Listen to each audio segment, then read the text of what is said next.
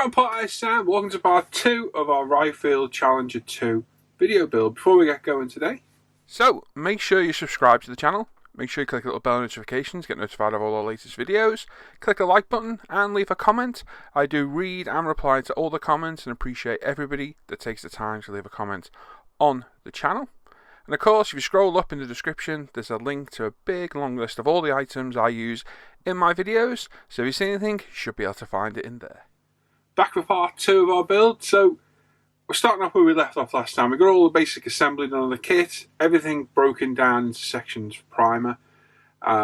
We did assemble it to get some pictures in the photo booth of it in bare plastic. I like to do that, and we'll do at the end of this video as well of it in all its painted state before we hit it with weathering. I like to see that transition from bare plastic to paint to weathering, so I always do it with the armour.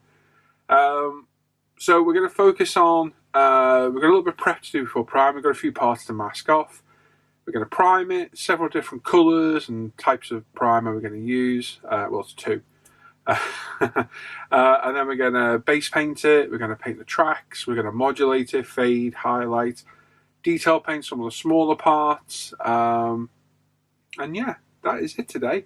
So the aim of the goal of this video, the aim of this video at the end of the day is to get it all literally ready for weathering, which is what part 3, hopefully just part 3, will cover. We do have quite a bit to show, but hopefully we'll go through it all in 3 videos and we'll get it down. Like I said in the last video, I want to get this done in 1 video. I don't think I could have done it.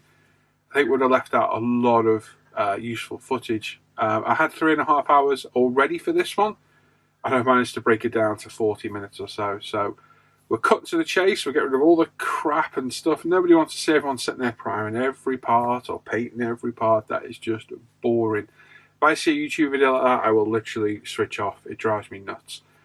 My own personal preference. So it's one of those. So I always think, right, let's get rid of all the rubbish and let's just focus on it, show a little bit, move on to the next bit and progress as we go. So let's jump straight in and get where we left off last time. If we pick up where we left off in part 1, all our major assembly is done. We've got some vision ports to mask up. This one here I've left out for now. We can pop that in later on. But there are several on the turret that need doing. So we're going to use liquid mask. So we've got 1, 2, and there's about 7 around the cupola as well to do. So what we're going to do, we use some of the Mr. Hobby Masking Salt R masking fluid. We're just going to apply a little bit to one of our paint cups, and then we're going to use a cocktail stick, toothpick, to apply it where we want it. So I'm not a big fan of this masking stuff, but for jobs like this, it is ideal. So we're loading up our cocktail stick, and we're just going to run it round where we require it, let it pool just in all the areas we want. And this will give us sufficient masking for painting. We are focusing on the barrel. I do apologise. There we go. It's a bit better. And again, we'll just go around until all these vision ports are done.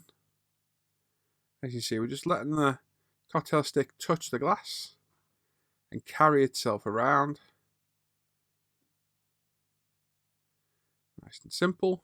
Dries pretty quick, and it's not too bad to remove later on. I've had trouble with some of these in the past where you can't get them back off once you're done, but these don't look too bad to use, to be fair. So there's several around the cupola. So we're using the straight edge of the cocktail stick just to push it around where we want it. It's a much easier way. You could use a brush if you want. I just find this way easier because you can use the edges of the vision ports to get the actual masking fluid in place, literally where it's required. Don't worry if you put it a little bit too thick. If you put it a little bit thick, it is a little bit easier to remove, to be fair. But we don't want it to pool over the edges of the part we're masking. And that's it. So make sure you go around them all. And once you're happy, we can head in the paint booth. So we've mounted all our road wheels on some foam board with masking tape. We're going to hold the lower hull just like this and paint the majority of it, then grab it from inside the turret ring and spray on the bottom. We've got our Ultimate Black Primer, we've got our UMP Apex with the 0.35 needle, and we're going to be spraying at about 25 psi. So we've got a lot of priming to do, so we're not going to cover it all because you don't want to sit there and watch me prime the whole thing. So I'm just going to pick a few points here and there and we'll go over. So we'll start by doing the lower hull. So we'll go for an overall coat. We're not trying to cover it all in one go. We're just trying to get some paint down on the model.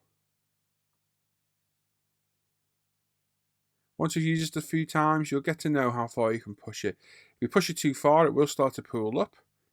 Literally what I'm doing here is probably the max of where you can go with a first coat. It does cover really, really well. And you can air dry it with the airbrush, or let it sit and dry of its own accord. So just going to get a general coverage all over. Then we'll come back in from different angles and get all the different recesses and what have you. So you can see it's got on a little bit wet, but not wet enough to cause us an issue. By the time we've done all the other parts, worked our way around, we come back to the first part, it can have a second coat. Like I say, you'll get used to using this and know just how far you can push it. But this primer, matched with the UMP Apex, perfect combination for that perfect prime.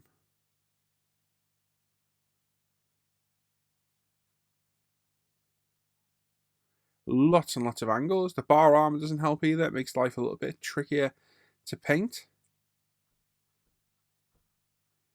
But just being thorough is the key. Make sure you get all those angles. Just do not flood the primer if you can help it. It will self-level. It is very, very forgiving. But the last thing you want to do is end up with big globs of paint in a corner or a run. It can be rectified later on with a little bit of sanding, but why make life a little harder for yourself? So as you can see, we've got the majority of the model covered now. There's a few bits that need another go over. We'll probably give this two fairly heavy coats. You can see I'm not really going slow on this. It does cover beautifully. I love our primer. It's absolutely fantastic stuff. So like I say, just make sure you go the areas, anything like that on the back, that cable reel. Just make sure you give it a turn once you sprayed some of it, so you get the other part that's hidden behind the bracket. Getting onto the turret now, as you can see, we've got an old glue part there. It's blue tacked onto the inside of the turret, and it makes a perfect little holdy handle to help us spray it. Now you've got lots of components on top of this, so make sure you're not hitting them or knocking them off. And just take your time, and again, work your way around. Don't try and get it all covered in one coat. You'll get most of it down in one coat. But on parts like this, where there's multiple angles and different media, so we've got some string on there, we've got photo etch, just take your time, put a base coat down, put it to one side to dry, and come back to it later. As you see, we've got reverse tweezers on here, held on with another clip to give a bit of pressure, and this works well and hold everything on. Road wheels handily mounted here on this bit of foam board. I was going to mount the tracks on this, but they were proving a little bit tricky. So I decided to use it for the road wheels instead. So it looks a bit overkill for the size of it, but it was already out. It already had masking tape on, so I decided to utilise it. So again, we're just getting all the different angles, not hosing it on. Put enough down to get our base coat, then leave it 5 minutes, come back, get a second coat on, and you should be good to go. We've got rubber and green to paint on these. I'm going to show I'll do that in a little bit. Artist templates, circle templates are ideal for this. I know there are custom made mask sets for them and templates you can buy, but for me, the simple artist circle template works just fine. You'll use one of your cutters from Display and what have you, should you wish to cut your own, but I like to use the circle template. It makes life a lot easier. So, second coat on the hull. As you can see, we're starting to get all those areas we missed the first time. Getting all those little nooks and crannies and recesses. And as you see, we're probably a little bit wetter this time. It does look a bit rough, but it will dry nice and smooth. Trust me. The beauty of our primer, its soft levels, absolutely phenomenal. So once you've done all around, just spin it around. Make sure you've got everywhere you want. You can see the top of the torsion bars aren't quite covered. So we'll come down on an angle and get those in a second. But we're just working our way around, making sure everywhere is nicely equal covered. Then we'll grab it from inside that turret ring to get all the lower areas primed as well. So like I say, just take your time on this. There's no rush. It's better to have a nice base coat of primer to work with. It's going to give you an overall better finish. So it is time well spent. There we go. Getting our torsion bars and everything all coloured up.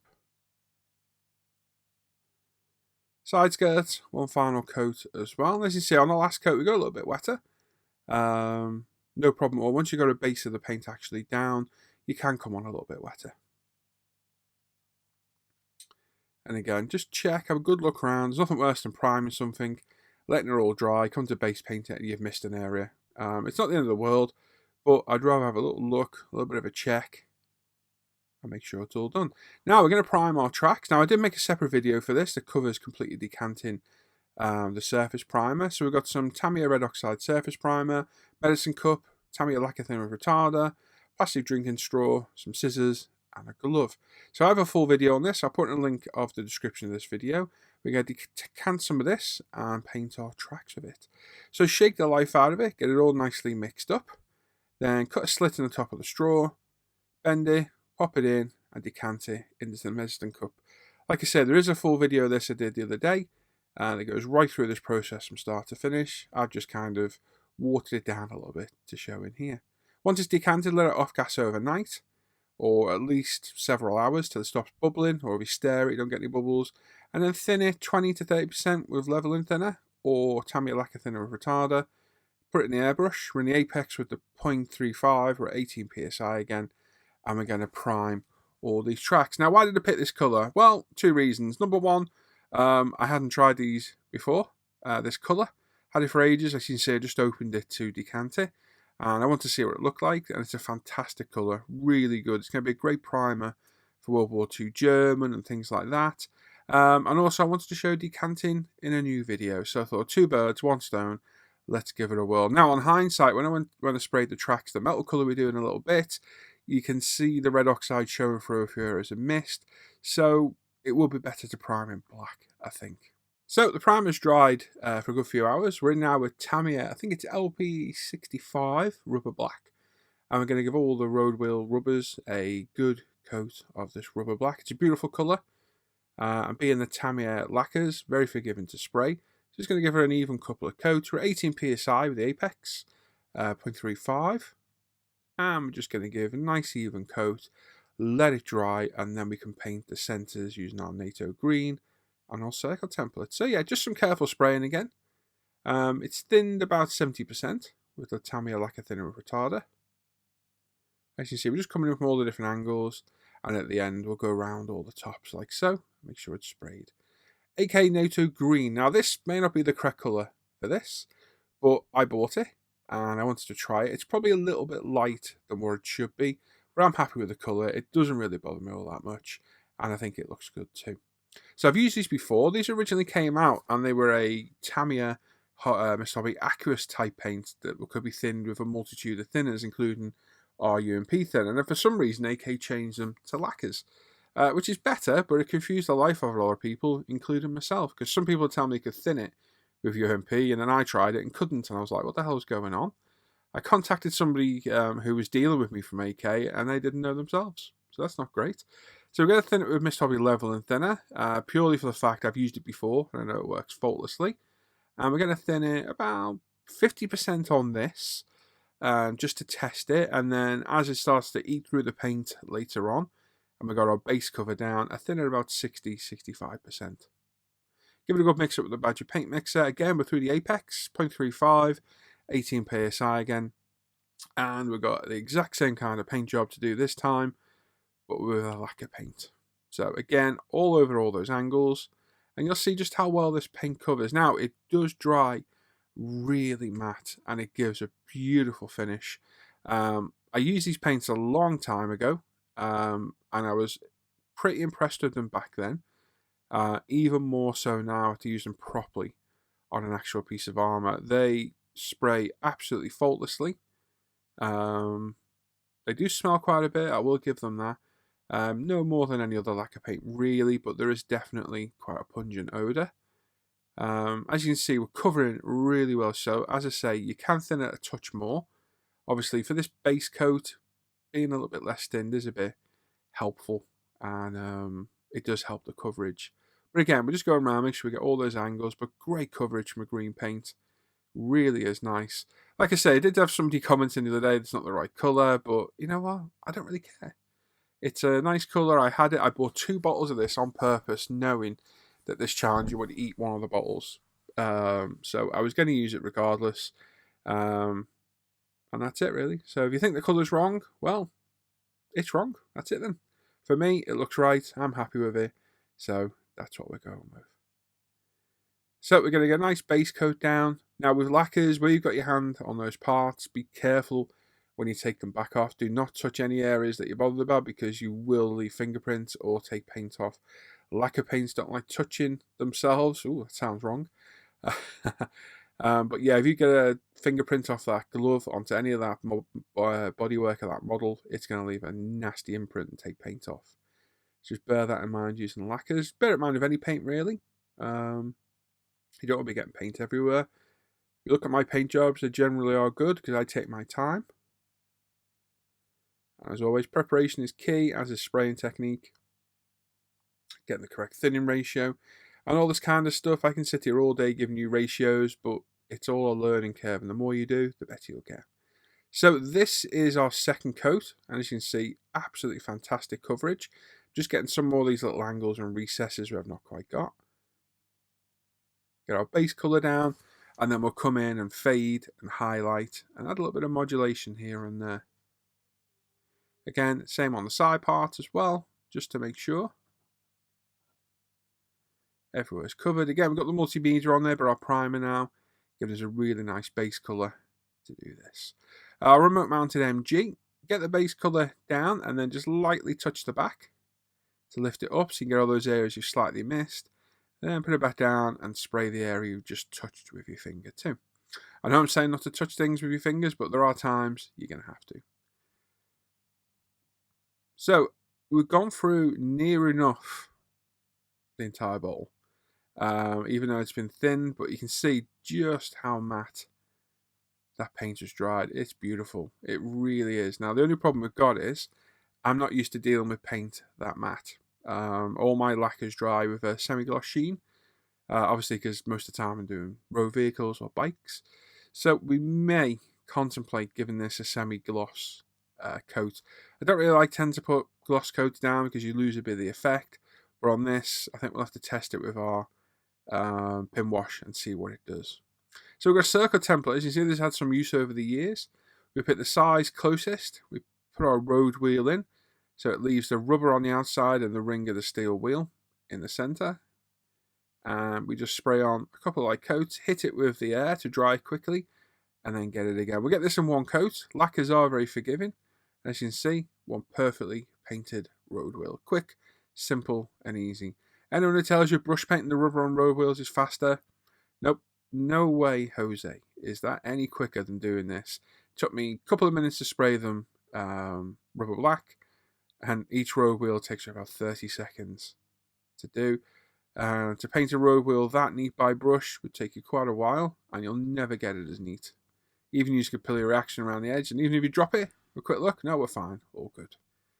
So we've done all the other road wheels, we're onto the sprocket, and again, nice even coats, all the way back from front. Make sure we're getting all those recesses and cogs and guides. We're using tweezers into the back to hold it, and we'll just go around and do those and the idling wheel. LP54 Dark Iron from Tamiya.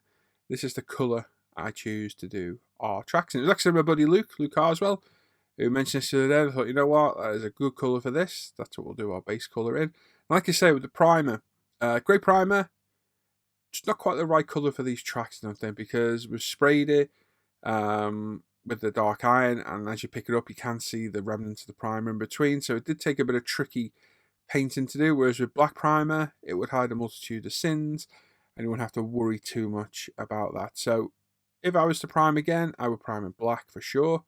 But we wanted to try it. We tried the colour. It is nice, and you got a decanting video out of it as well.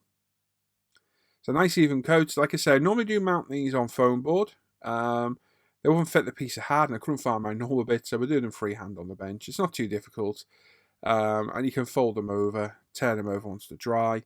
I'm just going to give them a couple of nice even coats all along. So tops, insides, sides, and insides are where you're going to have to get. I know it sounds a bit wrong and mad, but that is it. You've got loads of different angles, and as you curve the track, you will see that primer. So you need to pick it up and fold it over. So what I did was put a couple of coats down, let it dry for half an hour, and then picked it up with my finger and kind of pulled it round so I had a bend on the top of my finger for each one. and just give it a quick blast of the paint in there. But like I say, priming in black would be the way I would go if I did it again. So we now have our Native Green from AK. We've got LP4 and I think it's LP3, flat black, flat white. And what we're going to do, we're going to use the Tamiya colours to lighten and darken the AK. Now when I ordered the AK paints, I didn't even think about fading and highlighting. So yeah, we'll try this. It's a lacquer paint on a lacquer paint. It should mix just fine. And as you can see, it does. No issues there at all. Quick whiz up in there. No problem mixing across the paint range at all. Not quite like... Now, I like to overdo this because you do lose a lot of this effect under weathering. So this will look a bit overdone once it's done. But once all my weathering's done, it should look about right. So we've mixed those two together. The green was already pre-thinned from before. It was a remnant of what we painted it in. So we're just going to put like 0.5 mil in just to give it a bit of a top up. It's always better to have this a little bit thinner because this is going to go for our 0.2 mil apex now at 15 psi. We're looking for a little bit of precision, so let's see how we get on. Now give me a minute because I do move my autofocus. I always forget in the spray booth to move the autofocus point forward so it doesn't catch the back of the airbrush. As you can see, I'm lightening inside all those panels. You can see the massive difference in the colours. The mix we've just mixed is a lot more lighter. What we're going to do, we're going to add fade into the centres, and then we'll darken it and come in later and add shadows into all the recessed areas and panel lines as well. It'll give a good effect. Like I say, it will look overdone. Once we tie it all together with an oiled off filter and some pigments and some washes, it will all blend in and look a lot better. But I find at this stage, whether it be armour or aircraft, you need to overdo this a little bit more than you think you should because you do lose it through the weathering. If you're clear coating, I think you lose it again, which is not why I'm not a big fan of clear coating if you don't really need to. For us, we've got a handful of decals to go on. My biggest concern is the sheer mattness of this AK paint. Is it going to make life difficult with our oil paints? It shouldn't. I should be able to get them back off. I've done it before. But time will tell when we try that later on in part 3. So we're on to the turret now. So the aim of the game here, on all the high points, any flat surface at the top, is any raised area we lighten, and any recessed area or lower area we darken. That's the way I do it. So it's modulation in a way, but I call it more highlighting, to be honest. It's not full-blown modulation. So we've hit the top of the turret, cupola lids, any high areas, and then we're going to the center of the panels and just giving them a little bit of a lighten. And once we've added our darkened areas as well, our shadows and what have you, we'll come back in with a highly thin mix of the original green, and we'll just mist it over and blend it all together. So it will look a bit odd for a little bit. There we go. Now onto the sides, we'll just add fade into the centers again, as you can see. That's a bit of visual interest. It's not just a completely green monoblock monocolor. It definitely does break it up a little bit. Like I say, it does look OTT at the minute. No idea why I'm doing it to the ECM table at the back, because we're going to be painting that a different colour in a bit anyway. Just out of habit, I think. This is the exact effect I'm looking for. Top of the barrel was sprayed completely along its upper surface in the lightened colour. And then we'll do completely along the bottom in the darkened colour. And that'll give us a nice effect of obviously light hitting the raised areas. We've still got some parts to hand paint, which we'll run through very quickly in a bit. Nothing too difficult, just a bit of careful painting. And yeah, we'll be ready for some weathering then in part 3. Same on the lower hull, all the higher areas or edges are getting highlighted with the lighter tone. Then we'll do our grill centers and just work our way around slowly. Now, like I said, I'm not going to sit here and show you the whole thing because it's boring. I had about 3.5 hours of footage to sift through to get this 14-minute video. I could have shown you a lot more, but I thought, let's get rid of all the rubbish. I'll leave some of it in. No, I'm only joking. I'm just trying to leave all the important points in. As you can see, I'm just hitting all the raised areas, top of the bar armor. It just gives us the illusion of the light hitting it. That's the way I look at it anyway. It's probably completely wrong, and there's people that are going, oh my god, what are you doing? But for me, it gives the visual impression I like, and it's a look that I like as well. You can see the 0.2mm apex works absolutely fantastic. Doing the centre of our road wheels. It's very versatile, the apex, with that 0.2 in, with nicely thin lacquers. It's an absolute machine for doing detail painting. It's very surprising just how accurate you can do. I freehanded the camouflage on my Leopard A6, and it came out better even than I thought it would. So we're just lightening all the sprockets, the very centre of the road wheels. Again, just add a little bit of a breakup of that single green colour. Make it look a little bit more visually interesting. So that's all the highlighting done. Got a little bit of black in there now. So we're going to put a couple of drops in. You don't need a lot of the black, you need a lot less than the white. Because it does darken it really quick. And again, we're going to go OTT, we're going to darken it a bit more. A little bit of thinner. Give it a shake up and a mix with the old Badger paint mixer. And now we're going to come in and add all the panel lines. As you can see, in between the grills. And what this will do is add a shading effect. So we'll do all the panel lines, any recesses, we'll do around the turret ring. We'll also do the lower areas of the tank at the very bottom. And again, it gives the impression of a shadow. So we're doing it here because under the turret, you can just about see some of it. It looks massively darker when it's wet. Once it dries, it does lighten up a touch. So although it looks over dramatic now, it won't look too bad once it's dried. As you can see, hitting the lower part of the bar armour. For some reason the mud skirt's on the back as well, which will be hand painted in the bit, but hey, it's just me being thorough. So just look at it naturally. Where would light collect and where would shadows collect? That's the way I look at it. Like I say, it's probably not the correct way of doing it, but it's my way. I've always done it like this, and I always will. So on the turret, all the lower areas, you can see the bar armour, lower part of the turret itself. We add a darker shade. We'll go right up that barrel. It's out of shot, unfortunately, because of the size of it. We did the top in lightened. We've done the bottom in darkened, and it leaves the sides in the original base colour then. But I try to think, where will the light naturally gather? Where will the shadows naturally gather? And try and go for that. And then we do the panel lines. Like I say, it just breaks up that monotone look. Adds a little bit of visual interest. Once we get it weathered, it'll all blend in. Hopefully, should look half decent.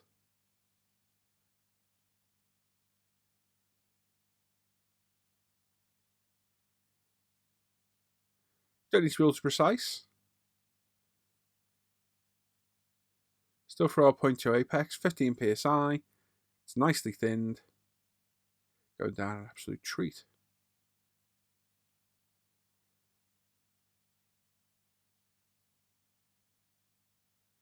There we go, we're getting there now. Starting to add some nice visual interest to it.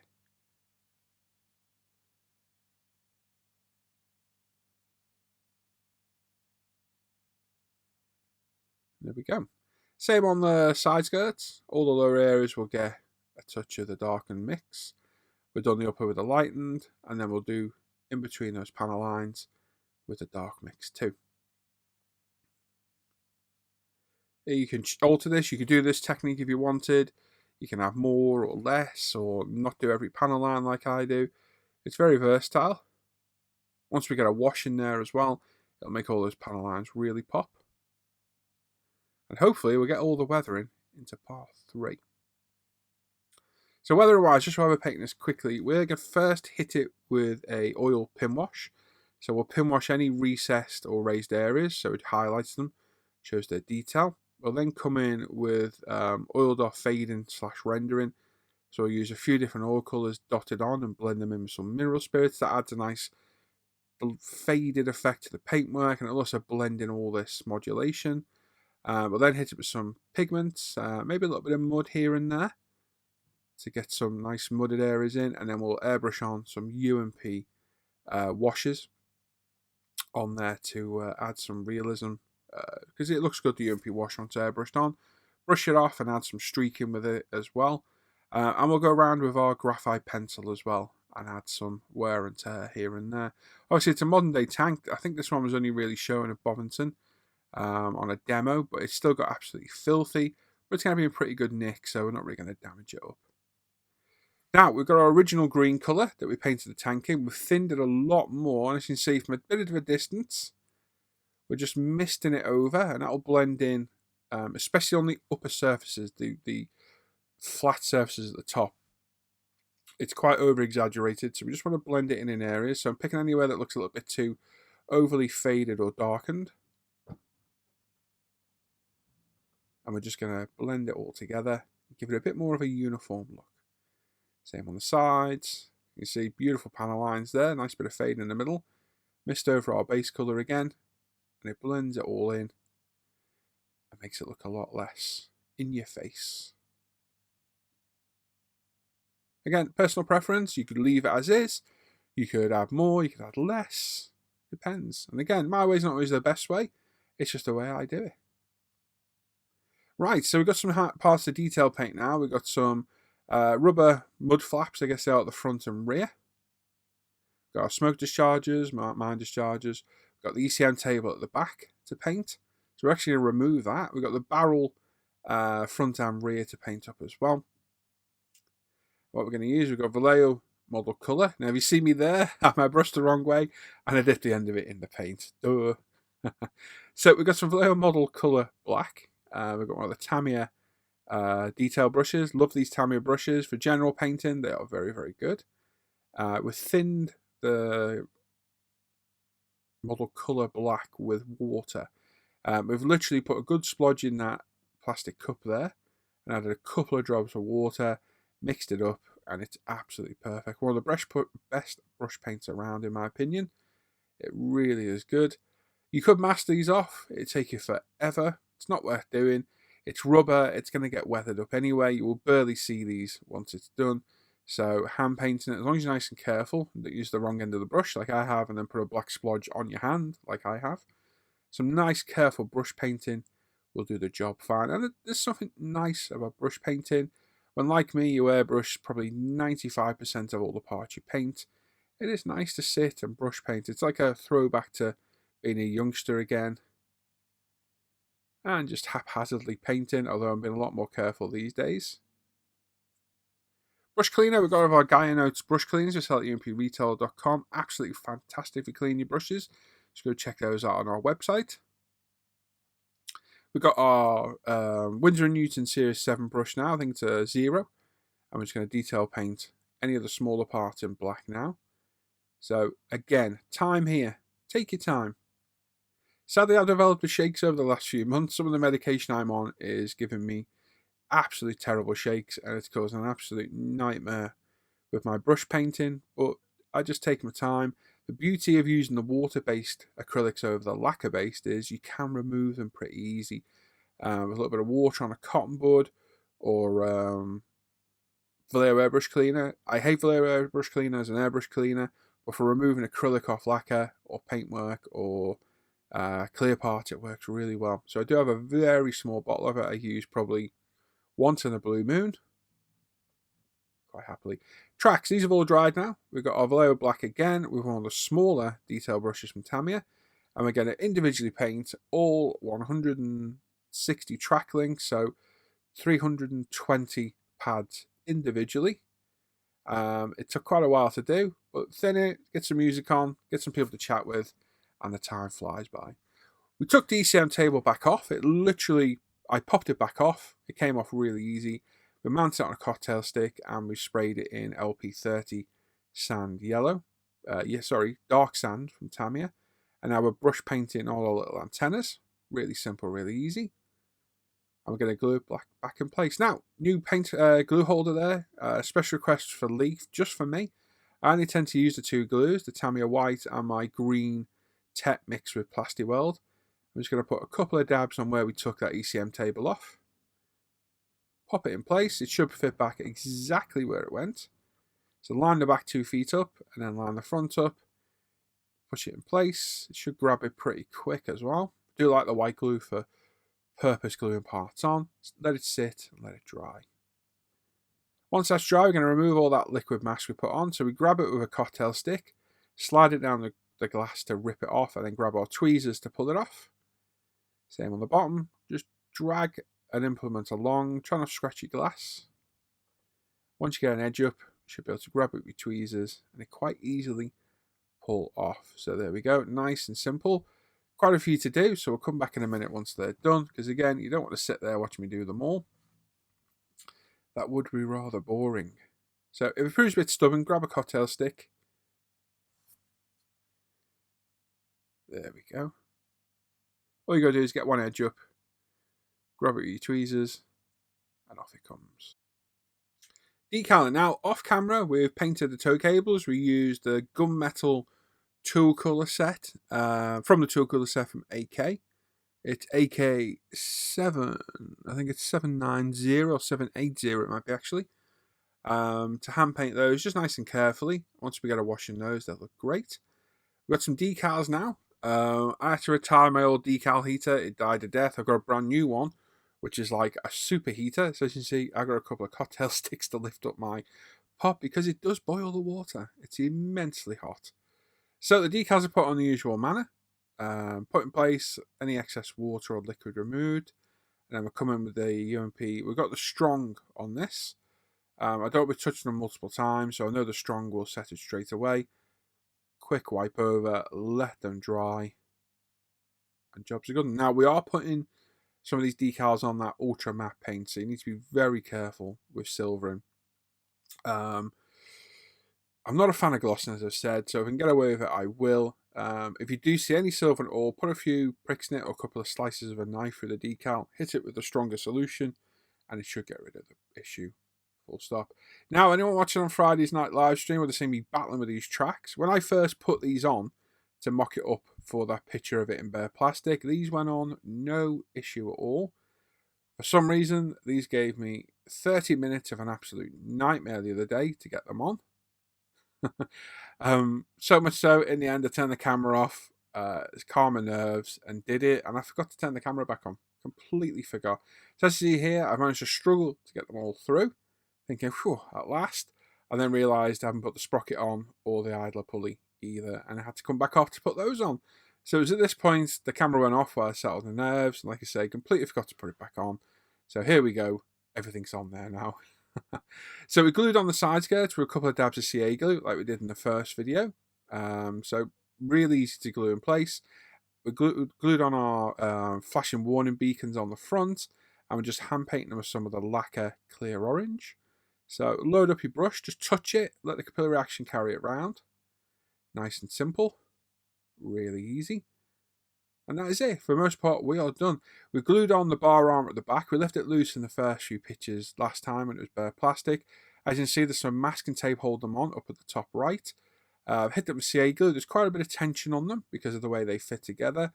So just put some masking tape on there to hold them.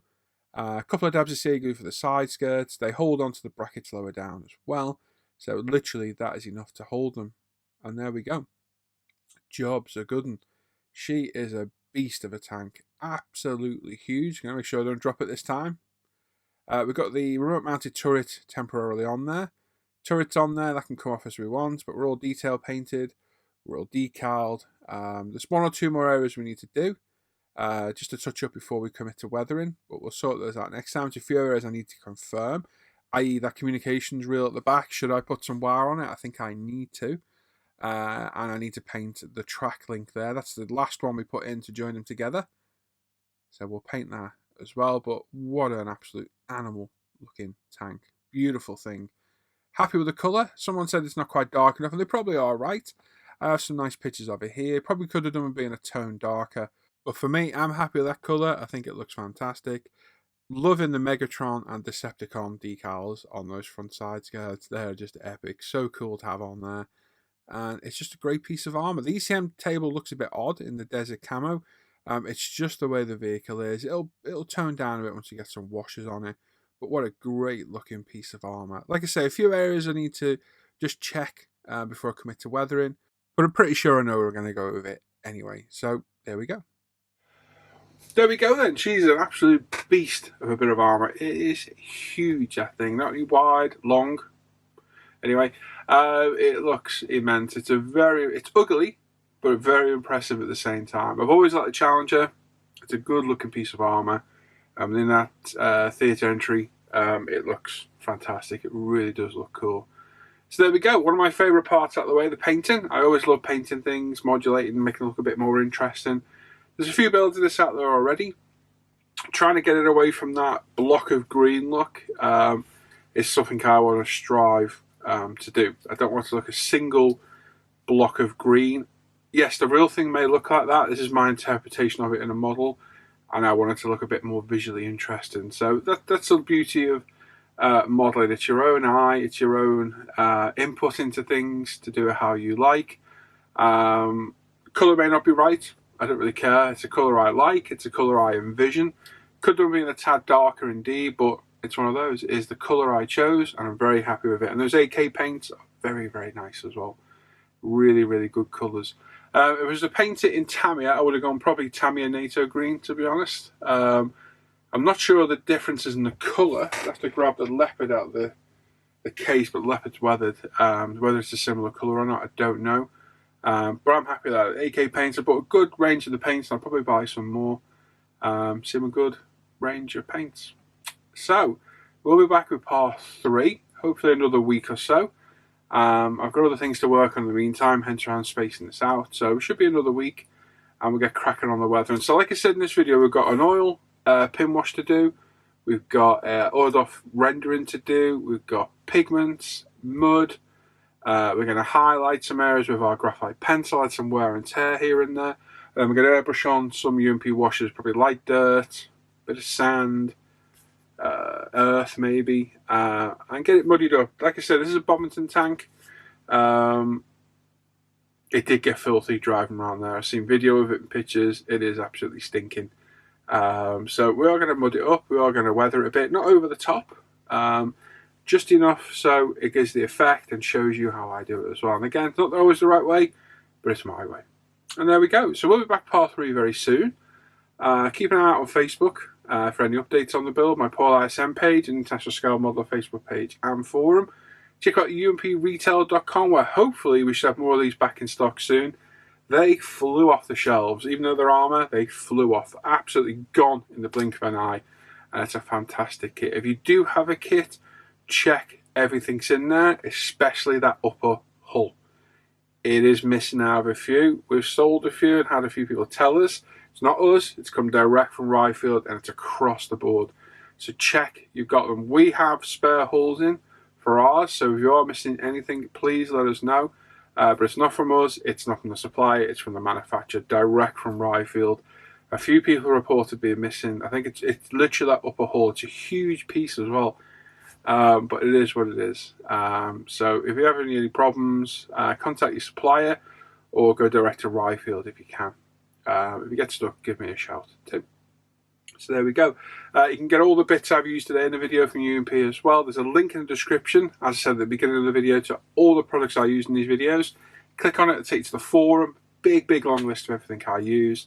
And you can find everything on there as well. Check out Live on the Bench page, a Friday night live show on the Off-Air Hangout group. And that's it. So I'll catch you very soon for part 3. Take care, everybody. Bye-bye.